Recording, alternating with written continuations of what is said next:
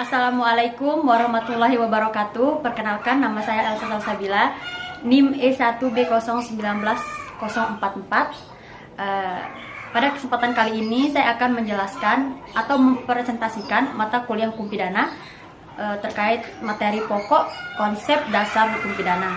Konsep dasar hukum pidana ini meliputi yang pertama pengertian hukum pidana, yang kedua fungsi hukum pidana, yang ketiga sifat hukum pidana, yang keempat jenis hukum pidana, dan yang kelima lembaga penegak hukum pidana.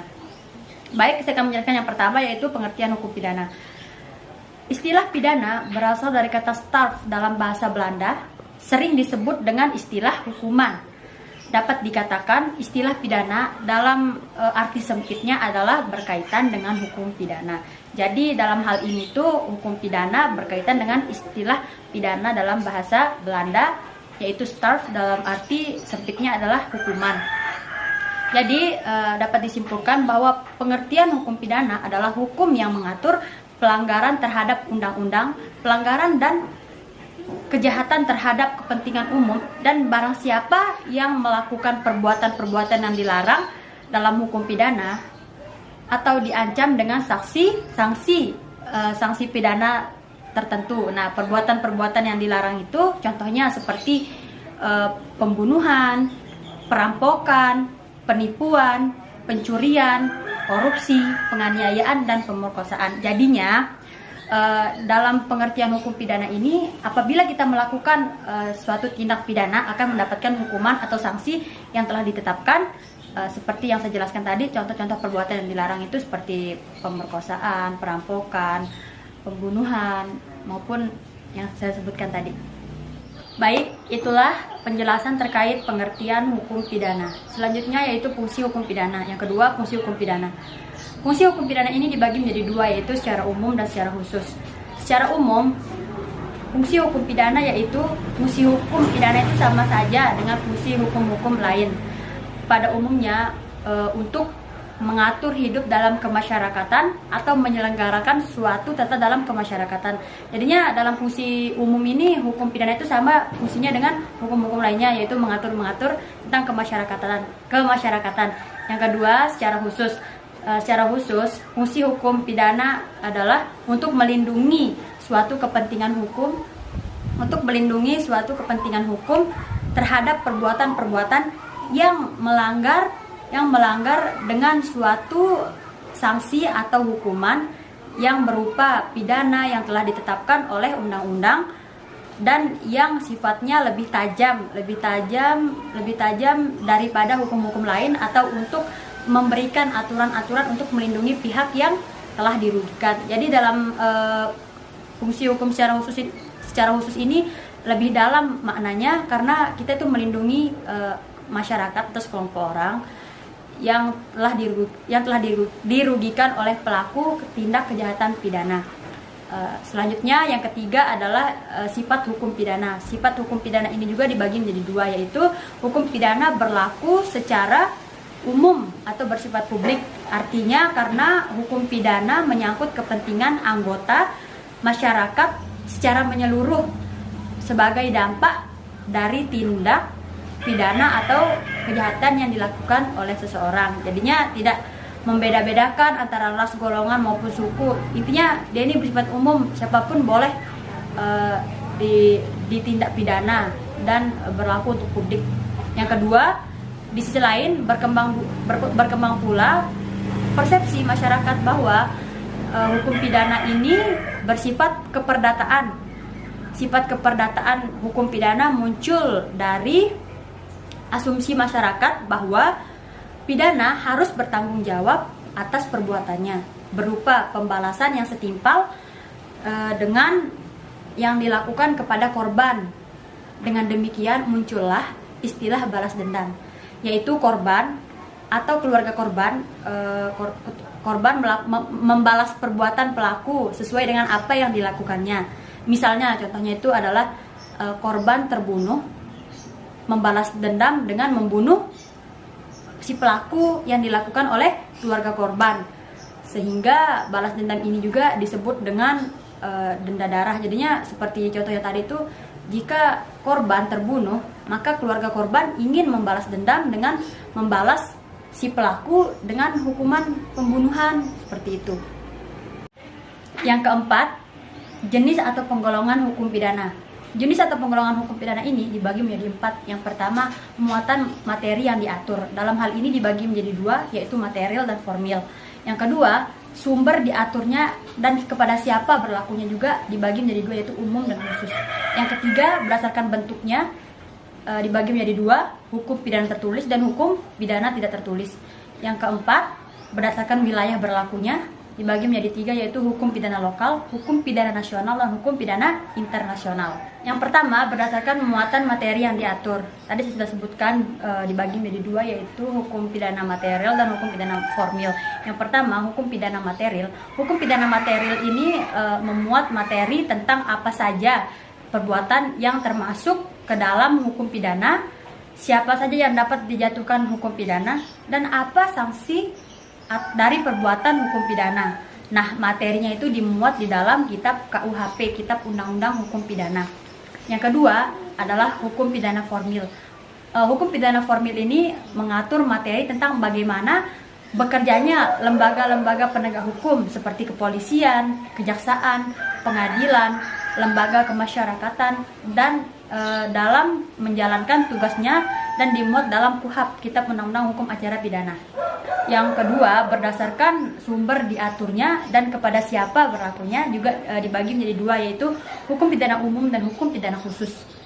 Nah, hukum pidana umum ini, hukum pidana umum bersumber dari hukum pidana yang sudah dikodifikasi dan berlaku untuk semua golongan masyarakat tanpa membeda-bedakan pribadi subjek hukum tertentu. Yang kedua adalah hukum pidana khusus. Hukum pidana khusus adalah hukum pidana yang bersumber dan diatur dalam KUHP atau hukum pidana di luar kodifikasi dan berlaku untuk semua golongan tertentu. Nah, yang ketiga, berdasarkan bentuknya dibagi menjadi 2, yaitu hukum pidana tertulis dan hukum pidana tak tertulis. Di mana hukum pidana tertulis adalah hukum pidana yang telah ditulis dan telah dicantumkan di dalam peraturan negara. Sedangkan hukum pidana tidak tertulis adalah hukum pidana adat yang masih berlaku dan tetap hidup di dalam masyarakat. Nah, yang keempat, berdasarkan wilayah berlakunya. Ada 3, yaitu hukum pidana lokal, hukum pidana nasional, dan hukum pidana internasional. Hukum pidana lokal adalah hukum pidana yang berlaku di daerah tertentu, berarti masih bersifat lokal, masih di batas daerah-daerah. Yang kedua, hukum pidana nasional adalah hukum pidana yang berlaku di suatu wilayah negara tertentu, berarti ini mencakup satu negara, di masing-masing negara yang mencakup nasionalnya. Nah, yang ketiga, yaitu hukum pidana internasional adalah hukum pidana yang berlaku universal, berarti luas, di mana penegakan hukumnya dilakukan oleh antar negara atas dasar kerjasama internasional atau oleh masyarakat internasional melalui suatu lembaga internasional. Yang kelima, lembaga penegak hukum pidana.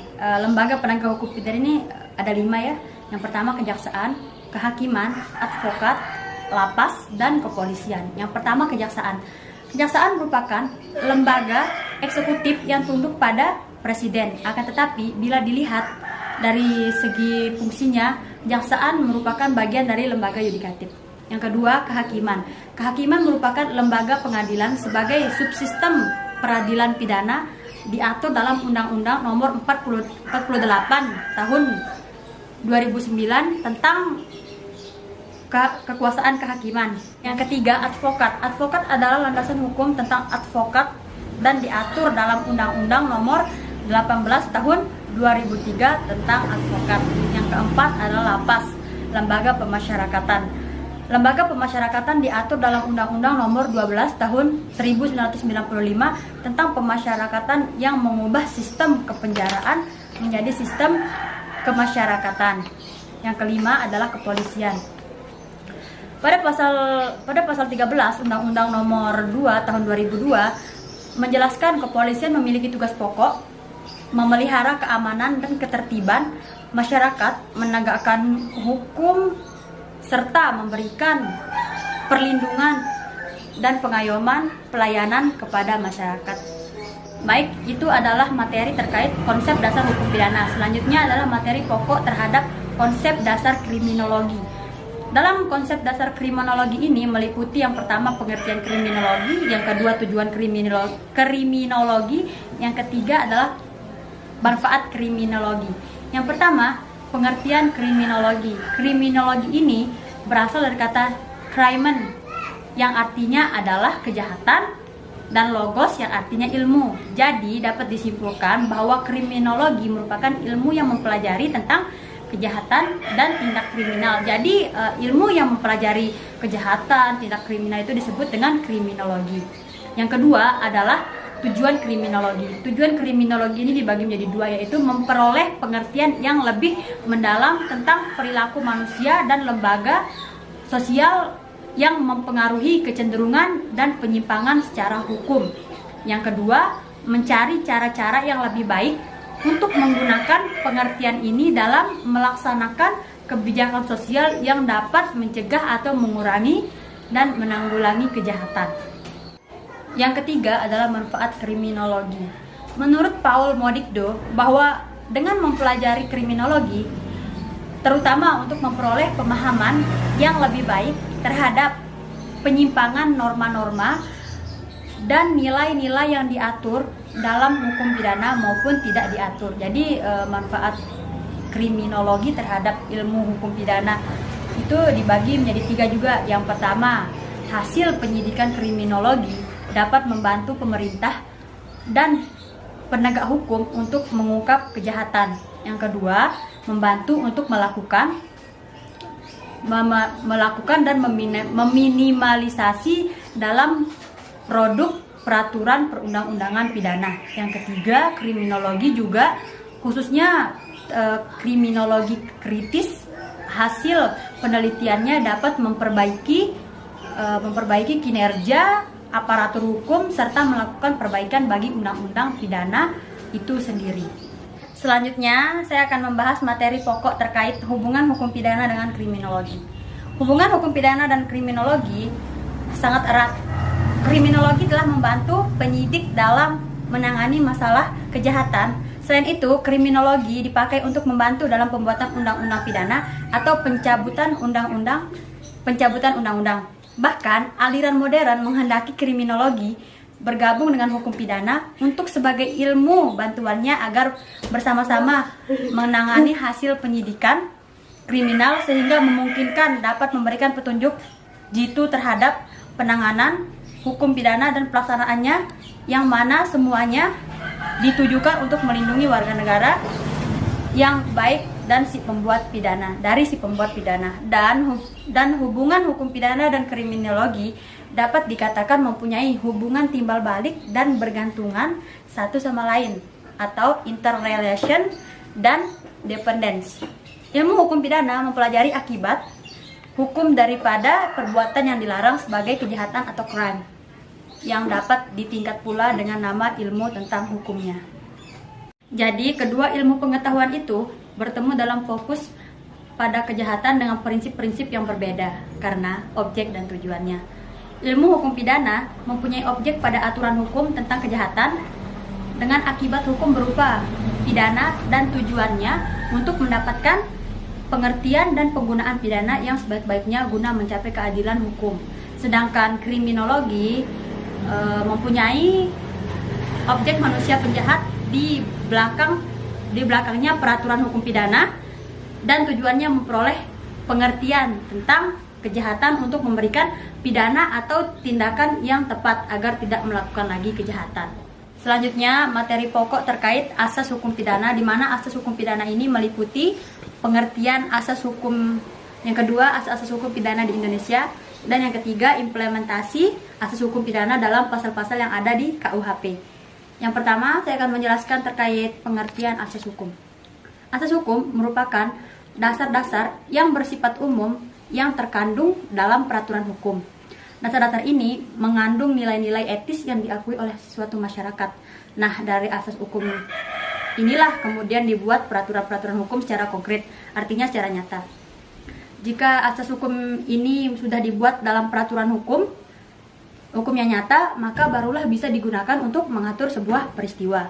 Yang kedua, saya akan membahas terkait asas-asas hukum pidana di Indonesia. Yang pertama, asas legalitas. Asas legalitas berarti bahwa tidak ada perbuatan yang dilarang dan diancam dengan hukum pidana jika tidak diatur terlebih dahulu dalam perundang-undangan. Asas legalitas ini menyatakan bahwa suatu perbuatan tidak dapat dipidanakan jika sebelumnya belum diatur oleh perundang-undangan. Jadi jika seseorang melakukan tindak pidana di dalam asas legalitas ini, jika belum ada ditetapkan di dalam perundang-undangan, maka tidak dapat dipidanakan. Yang kedua, asas larangan berlaku surut atau non-retroaktif. Asas larangan berlaku surut terkait dengan asas legalitas bahwa seseorang dapat dihukum hanya atas suatu perbuatan yang sebelumnya telah diatur dalam peraturan perundang-undangan. Artinya, apabila seseorang melakukan suatu tindak pidana yang baru di kemudian hari terhadap tindakan yang serupa diancam dengan pidana, maka pelaku tidak dapat dipidana atas ketentuan yang baru itu. Yang ketiga, asas larangan menggunakan analogi. Analogi yang dimaksud dalam hal ini adalah memperluas cakupan atau pengertian dari ketentuan undang-undang. Analogi berarti menyamakan sesuatu dengan sesuatu yang mirip. Maksud dari asas ini adalah agar hukum pidana tidak mudah digunakan untuk pihak tertentu saja atau khususnya penguasa. Maksud dari asas ini adalah agar hukum pidana tidak mudah digunakan untuk kepentingan tertentu atau penguasa. Jadi dalam asas larangan menggunakan analogi ini agar tidak terjadi tumpang tindih, agar terjadi tidak tumpul di atas, tajam di bawah, hanya terhadap penguasa saja. Yang keempat, asas ketentuan yang menguntungkan bagi tersangka. Asas ini berlaku jika seseorang dituduh melakukan suatu perbuatan yang melanggar suatu kaidah undang-undang yang sedang berlaku. Tetapi dalam proses hukum muncul undang-undang baru yang lebih berat atau ringan bagi yang bersalah, maka penegak hukum haruslah memberikan ketentuan yang paling menguntungkan. Hal ini sejalan dengan tujuan hukum pidana yang bersifat memberi dan yang bersifat memperbaiki walaupun seseorang telah nyata bersalah, namun hak asasinya harus tetap dijunjung tinggi oleh negara. Jadi tidak memberatkan karena adanya undang-undang baru, sehingga mampu meringankan hukuman dari pelaku pidana.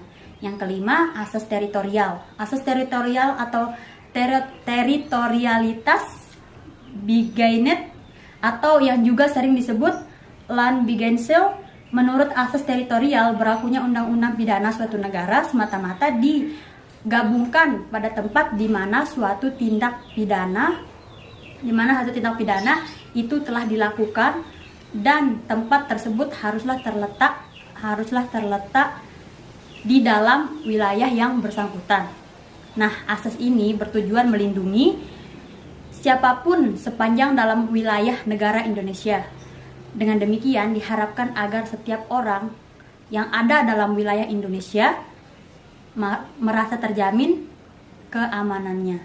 Yang keenam, asas personalitas atau nasionalitas aktif. Dalam asas personalitas ini yang ingin dilindungi oleh negara ialah warga negara dimanapun ia berada.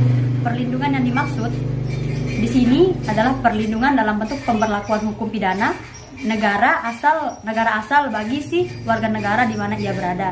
Karena jika ia melakukan suatu tindak pidana di luar wilayah asalnya, maka secara filosofi adalah tidak adil jika dia diadili dengan hukum pidana yang berada di tempat ia berada. Jadi warga negara yang berada di luar wilayah Indonesia di sini diuntungkan agar tidak dipidana dengan hukum pidana di negara luar Indonesia. Yang ketujuh, asas perlindungan atau nasionalitas pasif. Asas perlindungan esensinya untuk melindungi simbol negara dari ancaman siapapun tanpa ada pengecualian termasuk terhadap warga negara asing dimanapun ia berada. Dikatakan nasionalitas pasif karena diberlakukan bagi siapapun dan teritorial bagi siapapun dan dimanapun, terlebih dan dalam konteks kewarganegaraan dan teritorial. Maksudnya, asas ini tetap berlaku bagi warga negara dan orang asing terlepas dari di mana ia melakukan suatu perbuatan pidana. Yang kedelapan, asas universalitas atau internasionalisme. Asas universalitas menegaskan bahwa hukum pidana suatu negara dapat berlaku terhadap siapa saja, di mana saja, dan terhadap simbol pidana apa saja yang mengganggu ketertiban dan kepentingan hukum dunia internasional. Asas melindungi kepentingan internasional atau asas universal dilandasi pemikiran bahwa setiap negara di dunia wajib turut melaksanakan tata hukum sedunia atau hukum internasional. Asas universalitas ini dibentuk untuk memberantas tindak pidana yang bersifat transnasional seperti kejahatan narkotika, psikotropika, dan perdagangan orang, dan lain-lain. Yang ketiga, implementasi asas hukum pidana dalam pasal-pasal yang ada di KUHP. Yang pertama, asas legalitas. Asas ini terimplementasi dalam pasal 1 ayat 1 KUHP. Hal ini dapat dicermati dari isi pasal 1 ayat 1 KUHP, yaitu tiada suatu perbuatan boleh dihukum melainkan atas kekuatan pidana dalam undang-undang yang ada terdahulu daripada perbuatan itu. Asas legalitas yang dimaksud dalam pasal di atas terkait dengan hukuman pidana yang berlaku di Indonesia, yaitu hukum tertulis atau legalitas. Tertulis di sini berarti sudah tertera dalam undang-undang. Yang ketiga, asas teritorial. Nah, asas ini terimplementasi dalam pasal 2 ayat 2 KUHP. Hal ini dapat dicermati dari isi atau substansi pasal tersebut, yaitu ketentuan-ketentuan pidana menurut undang-undang Indonesia dapat diberlakukan terhadap setiap orang yang bersalah telah melakukan suatu tindakan pidana di dalam negara Indonesia. Bunyi pasal 2 ayat 2 KUHP. Asas teritorial seperti yang terdapat dalam pasal 2 KUHP diperluas dalam pasal 3 KUHP, di mana perbuatan pidana yang dilakukan oleh warga negara Indonesia walaupun orang asing di atas kapal perairan Indonesia dapat dituntut dengan hukum yang berlaku di Indonesia. Isi pasal 3 KUHP yang dimaksud yaitu ketentuan-ketentuan pidana menurut undang-undang Indonesia itu dapat diberlakukan terhadap setiap orang yang di luar negara Indonesia telah melakukan suatu tindakan pidana tertentu di atas pelayaran Indonesia. Pasal 3 KUHP. Yang keempat, asas personalitas atau nasionalitas aktif. Dalam asas personalitas terkandung makna bahwa undang-undang pidana suatu negara tetap dapat diberlakukan terhadap warga negaranya dimanapun berada. Bahkan juga ketika mereka berada di luar negeri. Asas personalitas terimplementasi dalam pasal 5 KUHP. Yang pertama, ketentuan pidana dalam Undang-Undang Indonesia berlaku bagi warga negara Indonesia yang di luar Indonesia yang melakukan titik 2. Yang pertama itu adalah A. Salah satu kejahatan tersebut dalam bab 1 dan bab 2 buku kedua dan tersebut dalam pasal-pasal 160, 161, 240, 279, 450, dan 451. Yang B, salah satu tindakan yang menurut ketentuan pidana dalam Undang-Undang Indonesia dipandang sebagai kejahatan dan menurut undang-undang negara di mana tindakan itu dilakukan diancam sebagai hukuman. Yang kedua, penuntutan perkara sebagai yang dimaksud bab poin 6, bab poin B dapat juga dilakukan bila mana tersangka menjadi warga negara Indonesia setelah melakukan tindakan itu. Pasal 5 ayat 1 dan 2 KUHP. Yang kelima, asas perlindungan atau nasionalitas pasif. Asas perlindungan bertujuan untuk melindungi simbol-simbol negara dari ancaman siapapun tanpa ada pengecualian, termasuk terhadap warga negara asing dimanapun ia berada. Asas ini terimplementasi dalam pasal 4 KUHP yang isinya sebagai berikut. Ketentuan dalam pasal 4 KUHP sebagaimana dijelaskan terkandung asas melindungi kepentingan nasional dan melindungi kepentingan internasional atau universal. Yang keenam, asas universalitas. Esensi asas universalitas yaitu hukum pidana suatu negara dapat berlaku terhadap siapa saja, di mana saja, dan terhadap tindak pidana apa saja yang dapat mengganggu ketertiban dan kepentingan hukum dunia internasional. Asas ini terimplementasi dalam pasal 4 KUHP poin keempat. Yaitu salah satu kejahatan yang disebut dalam pasal-pasal 438, 444 sampai dengan 446 tentang pembajakan laut, dan pasal 447 tentang penyerahan kendaraan air kepada kekuasaan bajak laut, dan pasal 479 huruf 1 tentang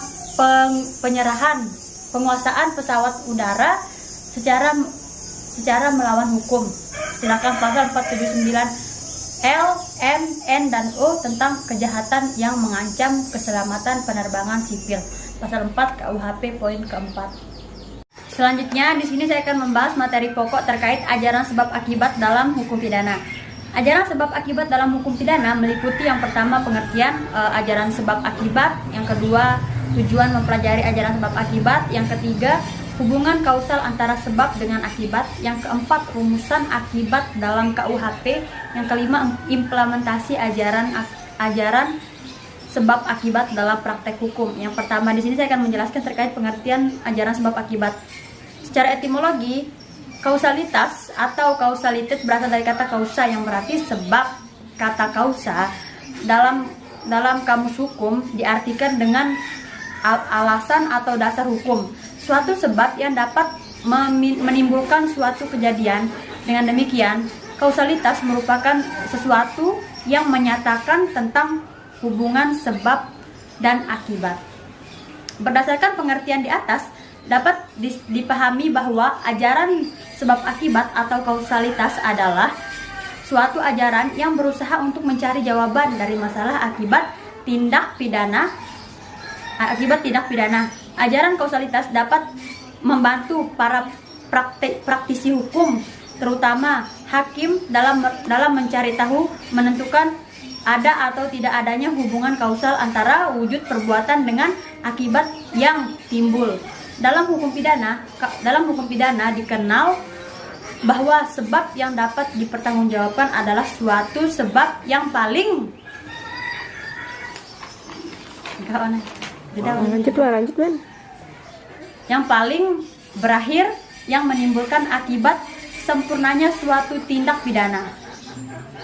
Yang kedua, tujuan mempelajari ajaran sebab akibat. Apa sih tujuan dari kita mempelajari ajaran sebab akibat? Yang pertama, untuk mencari hubungan sebab dan akibat, seberapa jauh akibat tersebut ditentukan oleh sebab. Yang kedua, menentukan ada atau tidaknya terjadi suatu tindakan yang dapat dipidana dalam kurung untuk membantu para praktisi hukum, terutama hakim, untuk mencari jawaban dari masalah akibat tindak pidana.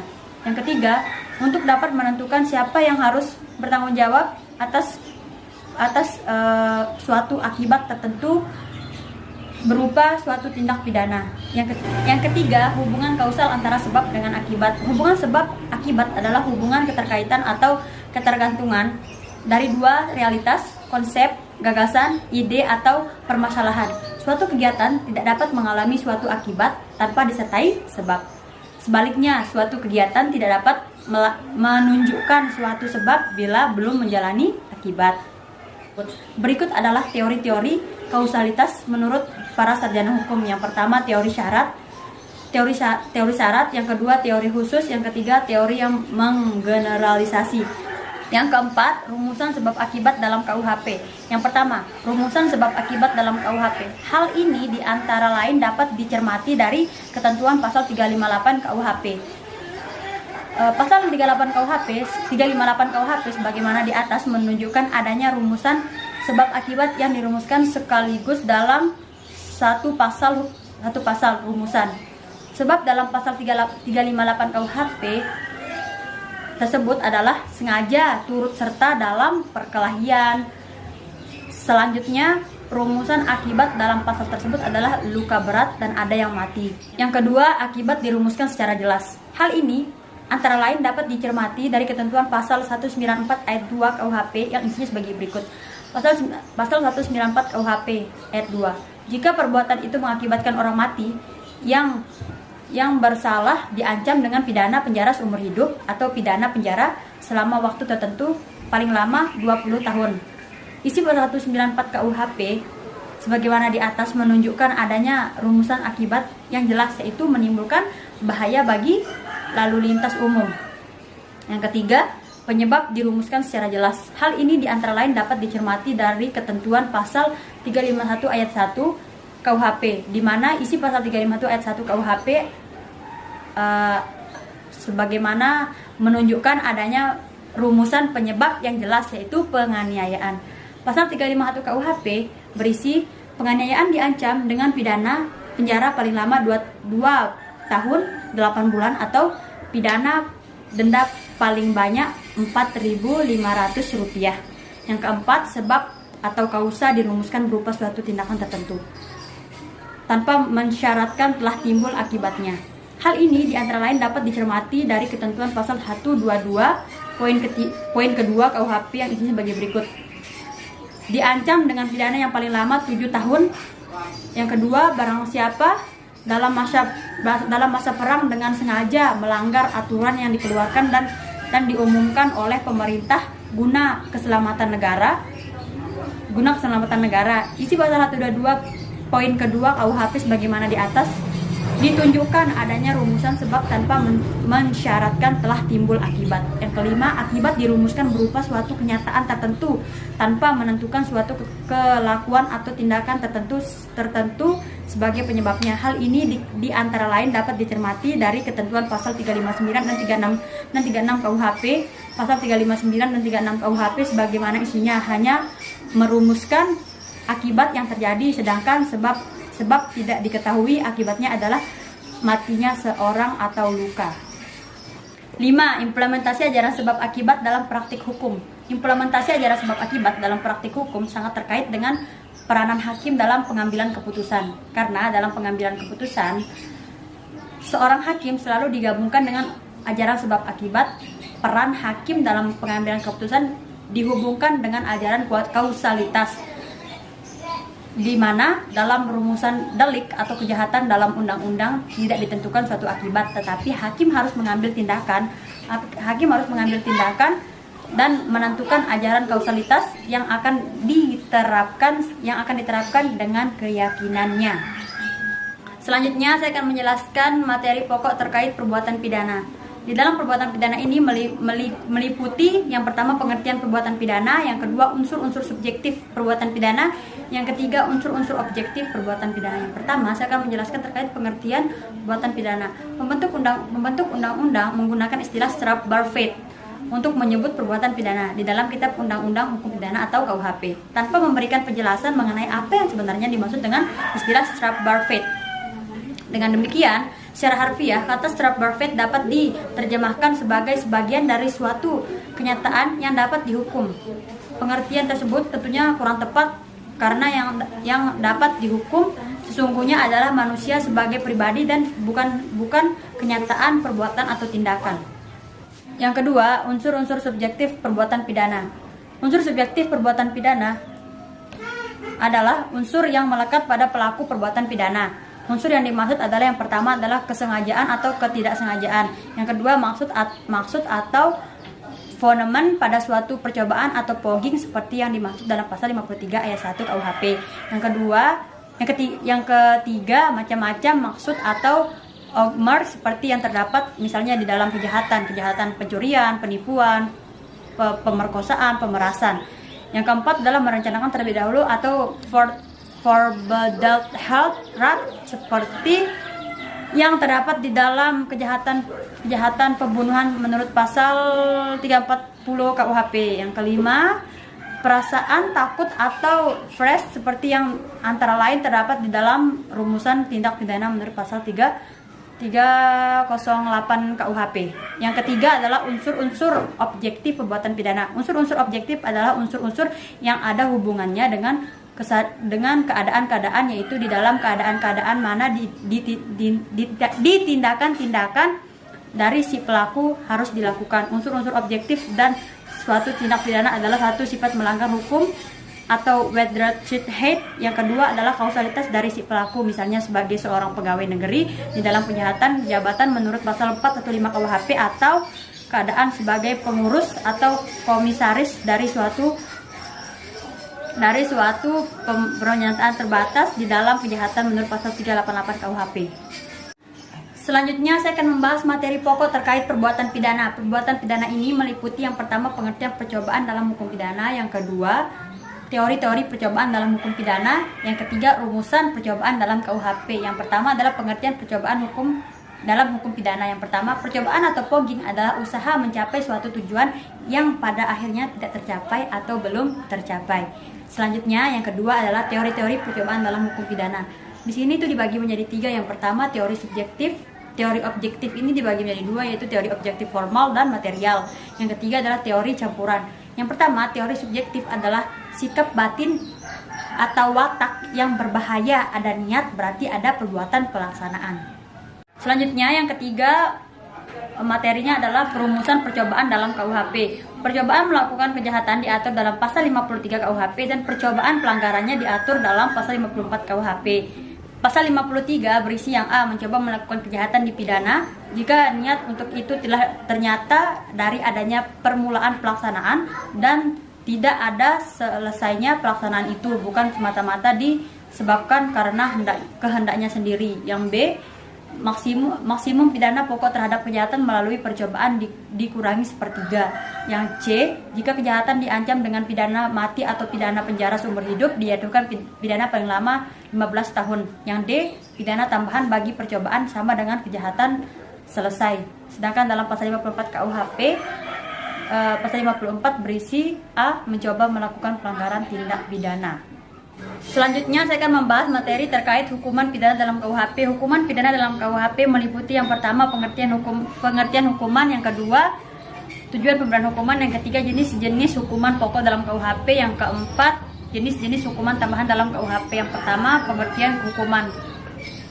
Yang dimaksud dengan hukuman ialah suatu perasaan tidak enak atau sengsara yang dijatuhkan oleh hakim dengan vonis kepada orang yang telah melakukan pelanggaran undang-undang hukum pidana. Yang kedua, tujuan pemberian hukuman. Tujuan pemberian hukuman, diadakannya hukuman adalah suatu negara, terutama Indonesia, di mana terutama Indonesia ialah untuk memberikan efek jera, menegakkan keadilan, memberikan peringatan kepada pelaku dan juga untuk semua orang, serta memperbaiki atau merubah sikap seseorang agar tidak melakukan pelanggaran lagi. Terdapat beberapa teori tentang tujuan pemberian hukuman atau pemidanaan, yaitu yang pertama teori absolut atau teori retributif, yang kedua teori relatif atau deterrence, yang ketiga teori gabungan atau integratif, yang keempat teori treatment, yang kelima teori perlindungan sosial atau social defense. Yang ketiga atau selanjutnya, yang ketiga adalah jenis-jenis hukuman pokok dalam KUHP. Yang pertama, pidana mati. Pidana atau hukuman mati adalah hukuman yang paling tinggi dari hukuman yang lain karena di sini langsung merenggut nyawa seseorang. Yang kedua, pidana penjara. Pidana penjara diatur dalam pasal 12 KUHP, terdiri dari penjara seumur hidup dan penjara sementara waktu. Yang ketiga, pidana kurungan. Pidana kurungan adalah bentuk dari hukuman perampasan kemerdekaan bagi si terhukum, yaitu pemisahan si terhukum dari pergaulan hidup masyarakat dalam waktu tertentu di mana sifatnya sama dengan hukuman penjara, yaitu merupakan merupakan perampasan kemerdekaan seseorang. Terus yang keempat, pidana denda. Pidana denda dijatuhkan terhadap delik ringan berupa pelanggaran atau kejahatan ringan. Oleh karena itu, pidana denda merupakan satu-satunya pidana yang dapat dipikul oleh orang lain selain terpidana. Yang kelima, pidana tutupan. Pidana tutupan sebenarnya telah dimaksudkan oleh pembentuk undang-undang untuk menggantikan pidana penjara yang sebenarnya dapat dijatuhkan oleh hakim bagi si pelaku. Materi yang keempat adalah jenis-jenis hukuman tambahan dalam KUHP. Hukuman tambahan ialah hukuman yang bersifat menambah pidana pokok yang dijatuhkan. Hukuman tambahan tidak dapat dijatuhkan secara tersendiri, melainkan harus disertakan pada hukuman pokok. Dalam pasal 10 KUHP disebutkan bahwa hukuman tambahan terdiri dari pencabutan hak tertentu, perampasan barang tertentu, dan pengumuman putusan hakim. Ada 3.